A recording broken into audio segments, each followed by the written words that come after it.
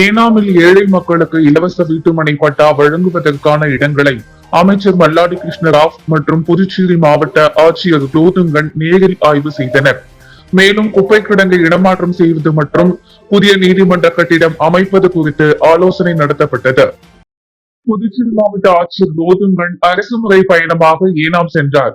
அங்கு அமைச்சர் மல்லாடி கிருஷ்ணராவுடன் இணைந்து பல்வேறு வளர்ச்சி திட்ட பணிகளை நேரில் பார்வையிட்டு ஆய்வு மேற்கொண்டார். கடந்த தேர்தலின் போது ஏழை மக்களுக்கு இலவச வீட்டுமனை பட்டாக்கள் வழங்கப்படும் என்ற அளிக்கப்பட்ட வாக்குறுதியை நிறைவேற்றும் வகையில் பத்துலங்கா, சீதாராம் நகர் மற்றும் தைரியால தீப்பா பகுதிகளில் உள்ள அரசுக்கு சொந்தமான நிலங்களை அமைச்சர் மற்றும் ஆட்சியர் ஆய்வு செய்தனர். தொடர்ந்து குடியிருப்பு பகுதிகளுக்கு இடையூறாக செயல்பட்டு வரும் குப்பை கிடங்கை மக்கள் வசிப்பிடங்களிலிருந்து தொலைவான பகுதிக்கு மாற்றுவதற்கான நடவடிக்கைகள் குறித்து அதிகாரிகளுடன் ஆலோசனை நடத்தப்பட்டது. இதையடுத்து ஏனாமில் தற்போது செயல்பட்டு வரும் நீதிமன்ற கட்டிடம் பழுதடைந்த நிலையில் புதிய நீதிமன்ற கட்டிடம் அமைப்பதற்கான இடம் குறித்து சட்டத்துறை செயலர் சந்திரன் மற்றும் ஏனாம் துணை நீதிபதி பத்மாவதி ஆகியோருடன் அமைச்சர் மல்லாடி கிருஷ்ணராவ் விரிவான ஆய்வு மேற்கொண்டார். இந்த ஆய்வின் போது ஏனாம் மண்டல நிர்வாக அதிகாரி சிவராஜ், மீனா உள்ளிட்ட அரசு அதிகாரிகள் உடனிருந்தனர்.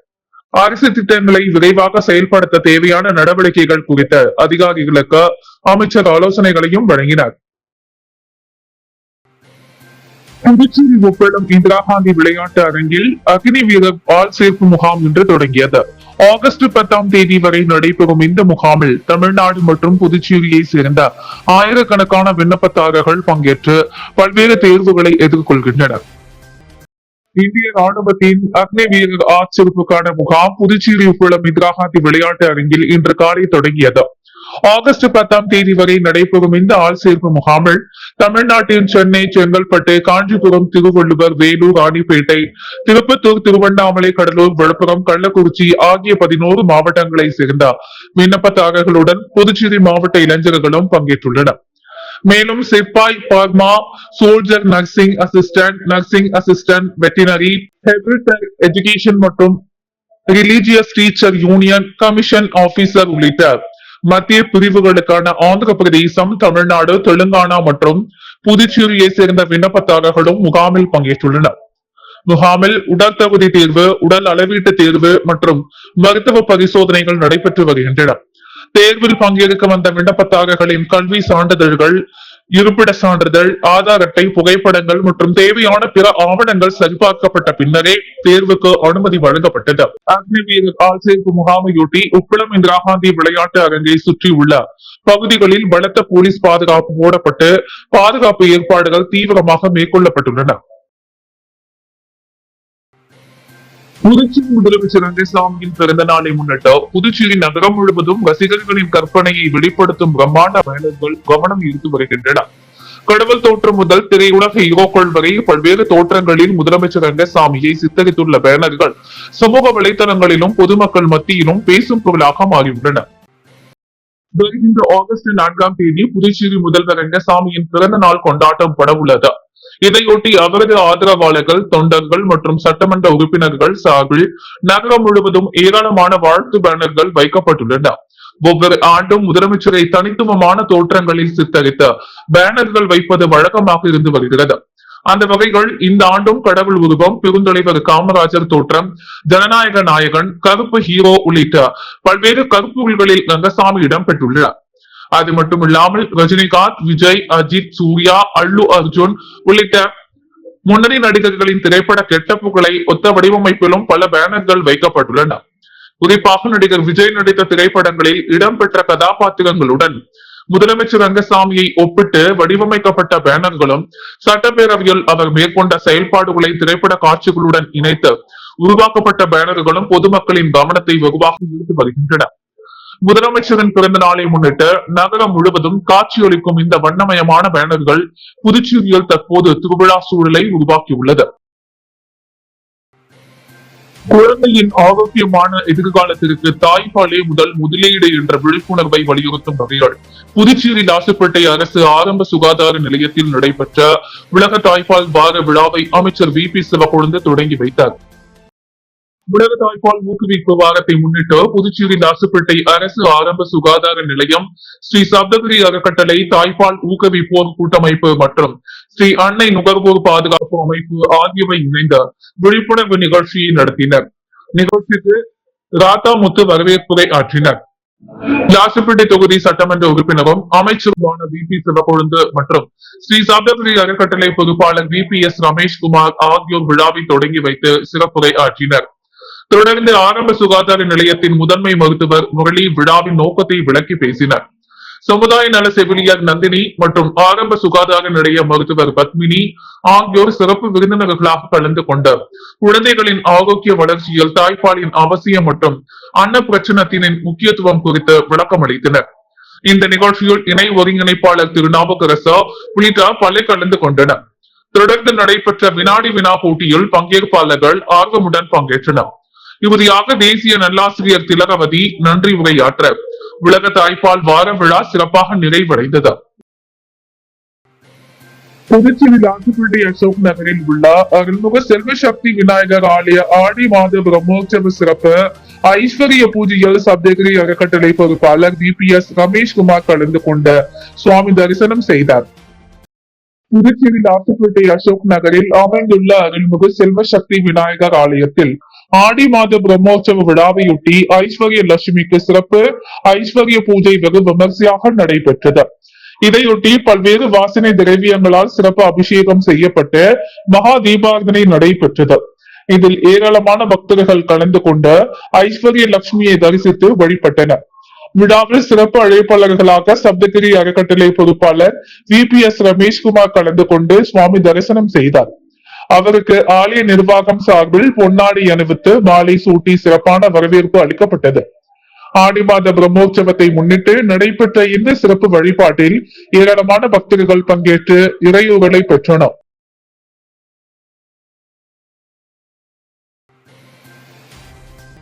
புதுச்சேரியில் திடக்கழிவுகளை சுற்றுச்சூழலுக்கு பாதிப்பு இல்லாமல் அகற்றும் எரிப்பு இயந்திரத்தின் செயல்பாடு குறித்த லட்சிய ஜனநாயக கட்சி தலைவரும் காமராஜர் நகர தொகுதி சட்டமன்ற உறுப்பினருமான ஜோஸ் ஆக்லஸ் மார்டின் பொதுமக்களுக்கு நேரடி விளக்கம் அளித்தார். புதுச்சேரியில் திடக்கழிவு மேலாண்மையில் புதிய தொழில்நுட்பத்தை அறிமுகப்படுத்தும் வகையில் எனப்படும் திடக்கழிவு எரிப்பு இயந்திரத்தின் செயல்பாடு குறித்த பொதுமக்களுக்கு விளக்க நிகழ்ச்சி நடைபெற்றது. இந்நிகழ்வில் லட்சிய ஜனநாயக கட்சி தலைவரும் காமராஜர் நகர தொகுதி சட்டமன்ற உறுப்பினருமான ஜோஸ் ஆக்லஸ் மார்டின் கலந்து கொண்டு இயந்திரத்தின் செயல்முறை மற்றும் அதன் பயன்பாடுகள் குறித்து விரிவாக எடுத்துரைத்தார். எரிபொருள் அல்லது மின்சாரம் தேவையில்லாமல் செல்ஃப் இக்னிஷன் மற்றும் சிலிகான் ஏர்ஃபோலோ தொழில்நுட்பங்களை பயன்படுத்தி ஸ்டெயின்லெஸ் ஸ்டீல் பேரண்டலுக்கு திடக்கழிவுகளை திறம்பட எரித்து அகற்றும் வகைகள் இந்த இயந்திரம் வடிவமைக்கப்பட்டுள்ளதாக அவர் தெரிவித்தார். சுற்றுச்சூழலுக்கு உகந்த கழிவு மேலாண்மை முறையாக இது பயன்படும் என்றும் விளக்கம் அளித்தார். நிகழ்ச்சியில் லட்சிய ஜனநாயக கட்சியின் நிர்வாக பொதுச் செயலாளர் ராம்குமார், கட்சி நிர்வாகிகள், உறுப்பினர்கள் மற்றும் ஏராளமான பொதுமக்கள் கலந்து கொண்டு இயந்திரத்தின் செயல்பாட்டை நேரில் பார்வையிட்டு அதன் தொழில்நுட்ப அம்சங்கள் குறித்து அறிந்து கொண்டனர். புதுச்சேரி ஜிப்மர் ஊழியர்கள் இதர பிற்படுத்தப்பட்டோர் நலசங்கத்தின் நிறுவனரும் ஜிப்மர் மருத்துவமனை ஊழியர்கள் சங்கத்தின் தலைவருமான மறைந்த தமிழ்வாணனின் திருவுருவ படத்திற்கு மற்றும் நினைவஞ்சலி நிகழ்ச்சி ஜிப்மரில் மரியாதையுடன் நடைபெற்றது. புதுச்சேரி ஜிப்மர் வளாகத்தில் உள்ள சமுதாய நலக்கூடத்தில் ஜிப்மர் ஊழியர்கள் இதர பிற்படுத்தப்பட்டோர் நலசங்கத்தின் நிறுவனரும் ஜிப்மர் மருத்துவமனை ஊழியர்கள் சங்கத்தின் தலைவருமான மறைந்த தமிழ்வாணனின் திருவுருவ படத்திற்கு மற்றும் நினைவேந்தல் நிகழ்ச்சி நடைபெற்றது. நிகழ்ச்சியில் சிறப்பு அழைப்பாளர்களாக கலந்து கொண்ட அமைச்சர் நமச்சிவாயம், முன்னாள் நாடாளுமன்ற உறுப்பினரும் இந்திய பார் கவுன்சில் தலைவருமான கார்வேந்தன் மற்றும் ஜிப்மர் இயக்குனர் டாக்டர் வீரசிங் நேகி ஆகியோர் தமிழ்வாணனின் திருவுருவ படத்தை திறந்து வைத்து மலர் தூவி மரியாதை செலுத்தினர். தொடர்ந்து அவரது சமூக பணி, ஊழியர் நலனுக்காக ஆற்றிய சேவைகள் குறித்த நினைவு கூர்ந்து அஞ்சலி செலுத்தப்பட்டது. மேலும் ஜிப்மர் மருத்துவமனை கண்காணிப்பாளர் டாக்டர் சஹா வினோத்குமார், நிர்வாக இணை இயக்குனர் ரங்கபாஷ்யம், முதுநிலை நிர்வாக அதிகாரி ஹவா சிங், NCOBC தலைவர் சேதுபதி, பொதுச் செயலாளர் தனசேகரன், செயல் தலைவர் செந்தாமரை கண்ணன், ஜிப்மர் மருத்துவமனை ஊழியர்கள் சங்க பொதுச் செயலாளர் வேலு உள்ளிட்ட பலர் நினைவுரை ஆற்றினர். நிகழ்ச்சியில் நிறைவில் ஜிப்மர் ஊழியர்கள் இதர பிற்படுத்தப்பட்டோர் நலசங்க செயலாளர் கார்த்திகேயன் நன்றி உரை ஆற்றினார். இதில் ஜிப்மர் ஊழியர்கள், பல்வேறு நலசங்கங்களின் நிர்வாகிகள், உறுப்பினர்கள் மற்றும் ஏராளமானோர் கலந்து கொண்டு மறைந்த தமிழ்வாணனுக்கு தங்களது அஞ்சலியை செலுத்தினர். புதுச்சேரி முத்தியால்பேட்டை அருள்மிகு ஸ்ரீ முத்துவக்ஷ மாரியம்மன் கோவிலில் ஆடி பெருவிழாவையொட்டி நடைபெற்ற திருத்தேரோட்டத்தில் ஆயிரக்கணக்கான பக்தர்கள் பங்கேற்று வடம் பிடித்து தேரை இழுத்தனர். புதுச்சேரி முத்தியால்பேட்டை காந்தி வீதியில் அமைந்துள்ள அருள்மிகு ஸ்ரீ முத்துவக்ஷ மாரியம்மன் கோவிலில் ஆடி பெருவிழா கொடியேற்றத்துடன் தொடங்கி தினம்தோறும் அம்மன் பல்வேறு அலங்காரங்களில் திருவீதி உலா வந்த பக்தர்களுக்கு அருள் பாடித்து வருகிறார். விழாவின் முக்கிய நிகழ்வாக நடைபெற்ற திருத்தேரோட்டத்தில் அன்னபூரணி அலங்காரத்தில் எழுந்தவெளிய முத்துவக்ஷ மாரியம்மன் திருத்தேரில் எழுந்தவெளி செய்யப்பட்டார். பின்னர் பக்தர்கள் அம்மன் அரோகரா என்ற பக்தி முழக்கத்துடன் வடம் பிடித்து எடுத்து தேரை இழுத்தனர். இந்த நிகழ்வில் சட்டமன்ற உறுப்பினர் வையாபுரி மணிகண்டன், கோவில் நிர்வாகிகள் மற்றும் ஏராளமான பக்தர்கள் கலந்து கொண்டு தேரோட்டத்தை தொடங்கி வைத்தனர். முக்கிய வீதிகள் வழியாக வலம் வந்த திருத்தேர் மீண்டும் கோவிலை வந்தடைந்தது. திருத்தேரோட்டத்தை முன்னிட்டு வழிநெடுக்கிலும் திரண்டிருந்த பொதுமக்கள் முத்துவக்ஷ மாரியம்மனை தரிசித்து வழிபட்டனர். ஆடி திருவிழாவின் முக்கிய நிகழ்வான இந்த திருத்தேரோட்டம் பக்தி பரவசத்துடன் சிறப்பாக நடைபெற்றது. மேகதாது அணை விவகாரத்தில் பேச்சுவார்த்தை மூலம் தீர்வு காண முடியாது என்றும் நீதிமன்றத்தின் மூலமே நிரந்தர தீர்வு கிடைக்கும் என்று கூறிய முன்னாள் முதலமைச்சர் நாராயணசாமி, புதுச்சேரியில் அமைச்சர்களுக்கு லாகா ஒதுக்கீட்டை தாமதப்படுத்தி துணைநிலை ஆளுநர் அரசியல் சாசன நெருக்கடியை ஏற்படுத்தி வருவதாகவும் அவர் குற்றம் சாட்டினார். புதுச்சேரியில் செய்தியாளர்களை சந்தித்த முன்னாள் முதலமைச்சர் நாராயணசாமி, மேகதாது அணை விவகாரம் மற்றும் புதுச்சேரி அரசியல் நிலவரம் குறித்து பல்வேறு கருத்துக்களை தெரிவித்தார். மேகதாது அணை தொடர்பான கேள்விக்கு பதிலளித்த அவர், கர்நாடக அரசு ஆணையை கட்டியே திருவோம் என்ற நிலைப்பாட்டில் இருந்து வருவதாக கூறினார். முன்னாள் முதலமைச்சர் ஜெயலலிதா நேரடியாக பெங்களூரு சென்று பேச்சுவார்த்தை நடத்திய பொழுது எந்த பயனும் கிடைக்கவில்லை என்றும் நினைவு கூர்ந்தார்.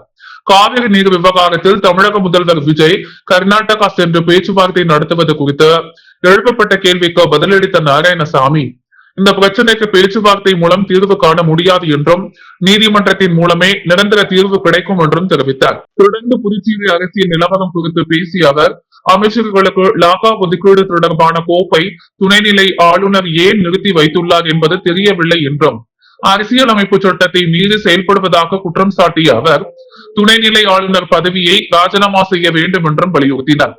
மேலும் அமைச்சர்களுக்கு லாகா ஒதுக்கீட்டை கூட பெற்றுத்தர முடியாத நிலை இருந்தால் முதலமைச்சர் ரங்கசாமி பதவியை ராஜினாமா செய்ய வேண்டும் என்றும், ஆனால் அவர் அவ்வாறு செய்ய மாட்டார் எனவும் விமர்சித்தார்.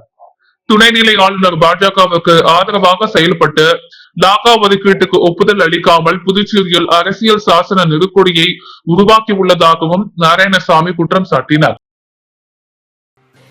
புதுச்சேரியில் செயல்படும் அனைத்து தனியார் நிறுவனங்களிலும் 75% வேலை வாய்ப்பை உள்ளூர் மக்களுக்கு ஒதுக்கீடு செய்யும் வகையில் அரசு சட்டை எட்ட வேண்டும் என்ற பாட்டாளி மக்கள் கட்சியின் மாநில பொதுக்குழு கூட்டத்தில் தீர்மானம் நிறைவேற்றப்பட்டது.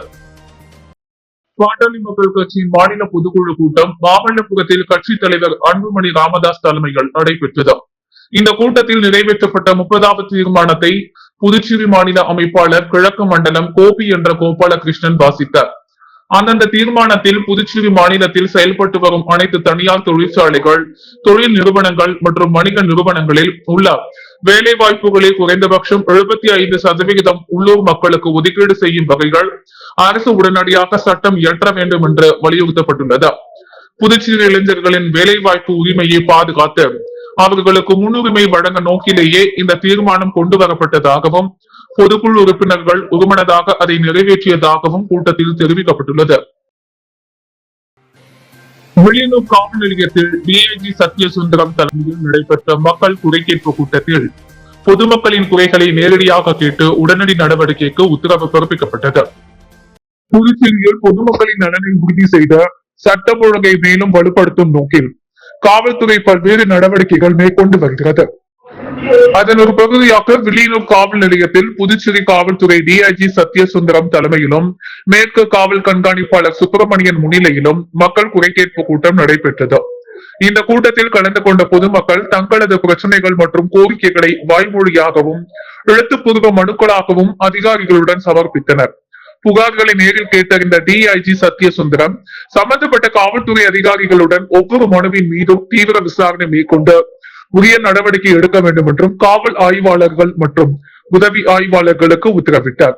இந்த மக்கள் குறை கேட்பு கூட்டத்தில் மேற்கு காவல் கண்காணிப்பாளர் கட்டுப்பாட்டில் உள்ள காவல் நிலையங்களிலும் ஆய்வாளர்கள், உதவி ஆய்வாளர்கள், குற்றப்பிரிவு காவலர்கள் மற்றும் சுற்றுவட்டார பகுதிகளை சேர்ந்த ஏராளமான பொதுமக்கள் கலந்து கொண்டனர். ஆடி மாதம் 3ஆம் வெள்ளிக்கிழமையை முன்னிட்டு புதுச்சேரி ரெட்டியார்பாளையம் மரியாள் நகரில் உள்ள அருள்மிகு அன்னை ஸ்ரீ மகாலட்சுமி ஆலயத்தில் சிறப்பு திருவிளக்கு பூஜை பக்தி பரவசத்துடன் நடைபெற்றது. புதுச்சேரி ரெட்டியார்பாளையம் மாரியம்மன் நகரில் அமைந்துள்ள அருள்மிகு அன்னை ஸ்ரீ மகாலட்சுமி ஆலயத்தில் ஆடி மாதம் 3ஆம் வெள்ளிக்கிழமையை முன்னிட்டு சிறப்பு திருவிளக்கு பூஜை வெகு விமர்சையாக நடைபெற்றது. ஆலய தலைவர் திரு நேரு என்ற கந்தசாமி மற்றும் செயலாளர் ராஜேந்திரன் ஆகியோர் தலைமையில் நடைபெற்ற இந்த நிகழ்வில் ஏராளமான பெண் பக்தர்கள் கலந்து கொண்டு திருவிளக்கேற்றி அன்னை மகாலட்சுமியை பக்தியுடன் வழிபட்டனர். உலக நன்மை, குடும்ப நலன் மற்றும் வளம் பெருக வேண்டி சிறப்பு அர்ச்சனைகள், தீபாராதனைகள் நடைபெற்றன. தொடர்ந்து பக்தர்களுக்கு பிரசாதம் வழங்கப்பட்டது. இந்நிகழ்ச்சியில் சிறப்பு அழைப்பாளர்களாக உழவர்கரை தொகுதி சட்டமன்ற உறுப்பினர் டாக்டர் நாராயணசாமி கலந்து கொண்டார். சுவாமி தரிசனம் செய்து பக்தர்களுடன் வழிபாட்டில் பங்கேற்றார். ஆடி வெள்ளியை முன்னிட்டு நடைபெற்ற இந்த சிறப்பு வழிபாட்டில் ஏராளமான பக்தர்கள் கலந்து கொண்டு அம்மனின் அருளை பெற்றனர். கோடிவெளி ஸ்ரீ பெரம்படி மாரியம்மன் ஆலய ஆடி மாத பிரம்மோற்சவத்தை முன்னிட்டு நடைபெற்ற செடல் உற்சவத்தில் சட்டமன்ற உறுப்பினர் ராமு கலந்து கொண்டு சுவாமி தரிசனம் செய்தார். புதுச்சேரி அரியாங்குப்பம் கொம்யூன் ஓடிவேலி அருள்மிகு சண்முக விநாயகர் வள்ளி தேவசேனா சமீத சுப்பிரமணிய சுவாமி ஸ்ரீ பெரம்படி மாரியம்மன் ஆலய ஆடி மாத பிரம்மோற்சவ விழாவை முன்னிட்டு செடல் உற்சவம் நடைபெற்றது. முன்னதாக பகல் இசையுடன் தொடங்கிய நிகழ்ச்சியில் ஆற்றங்கரைக்கு சென்று நீர் திரட்டி பூங்கரகம் எடுத்து வந்து அம்மனுக்கு அபிஷேக ஆராதனைகள் செய்து சாகை வார்த்தல் நிகழ்ச்சியும், அதனைத் தொடர்ந்து அம்மனுக்கு கும்பம் கூட்டி பம்பை உடுக்கை வர்ணிப்புடன் காத்தவராயனுக்கு படையலிட்டு கொடியேற்றி காப்பு கட்டி மின் விளக்குகளால் அலங்கரிக்கப்பட்ட வாகனத்தில் அம்மன் வீதி உலா நடைபெற்றது. முக்கிய நிகழ்வான செடல் உற்சவம் நடைபெற்றது. இதில் சட்டமன்ற உறுப்பினர் ராமு மற்றும் திமுக இலக்கிய அணி சங்கர் ஆகியோர் கலந்து கொண்டு சுவாமி தரிசனம் செய்தனர். அதனைத் தொடர்ந்து மாரியம்மன் மின் விளக்குகளால் அலங்கரிக்கப்பட்ட வாகனத்தில் வீதி உலா நடைபெற்றது. இதற்கான ஏற்பாடுகளை இளைஞர்கள் மற்றும் ஊர் பொதுமக்கள் செய்திருந்தனர். அரியாங்குப்பம் கொம்யூன் பகுதியில் எழுந்தொழி இருக்கும் அருள்மிகு ஸ்ரீ ரேணுகா பரமேஸ்வரி அம்மன் ஆலயத்தின் 34ஆம் ஆண்டு மகோத்சவம் மற்றும் 8ஆம் ஆண்டு செடல் மற்றும் தேர் திருவிழாவில் சட்டமன்ற உறுப்பினர் ராமு கலந்து கொண்டு சுவாமி தரிசனம் செய்தார். முன்னதாக மங்கள இசையுடன் தொடங்கிய நிகழ்ச்சியில் கணபதி ஹோமம், அம்மனுக்கு அபிஷேக ஆராதனைகள், அதனைத் தொடர்ந்து காலை சங்கராபரணி ஆற்றங்குறைக்கு சென்று ஜலம் திரட்டி கரகம் அலங்கரித்து வீதி உலா வந்து அம்மனுக்கு சாகை வார்த்தல் நிகழ்ச்சியும், தொடர்ந்து நாள்தோறும் ரேணுகா பரமேஸ்வரி அம்மன் மின் விளக்குகளால் அலங்கரிக்கப்பட்ட வாகனத்தில் வீதி உலா, ஊரணி பொங்கல், சம்மந்தி விருந்து ஆகியவை நடைபெற்று முக்கிய நிகழ்வாக தேர் மற்றும் செடல் உற்சவம் நடைபெற்றது. இதில் சட்டமன்ற உறுப்பினர் ராமு கலந்து கொண்டு சுவாமி தரிசனம் செய்தார். அவருக்கு ஆலய நிர்வாகிகள் சார்பில் பரிவட்டம் கட்டி மாலை அணிவித்து மரியாதை செய்யப்பட்டது. இந்த தேர் மற்றும் செடல் உற்சவ திருவிழாவில் ஏராளமான பக்தர்கள் செடல் தரித்து தங்கள் நேர்த்தி கடனை நிறைவேற்றினர். இதற்கான ஏற்பாடுகளை அறங்காவல் குழு தலைவர் மலையாளத்தான், துணைத் தலைவர் முத்தாளப்பன், செயலாளர் முகுந்தன், துணை செயலாளர் வினோத்குமார், பொருளாளர் பாலசுப்ரமணி, துணை பொருளாளர் புவனேந்திரன், உறுப்பினர்கள் குமார், ராஜா, மணிபாலன், வினோத்குமார், முருகவேல், செல்வகணபதி குமார், மணிபாலன், சிவபிரசாத், சிவனேசன், முருகன், ரமேஷ் மற்றும் ஊர் பொதுமக்கள், இளைஞர்கள் செய்திருந்தனர். அன்றாட செய்திகளை உடனுக்குடன் தெரிந்து கொள்ள பாண்டி ஹெட்லைன்ஸ் சேனலுக்கு சப்ஸ்கிரைப் செய்து கொள்ளுங்கள்.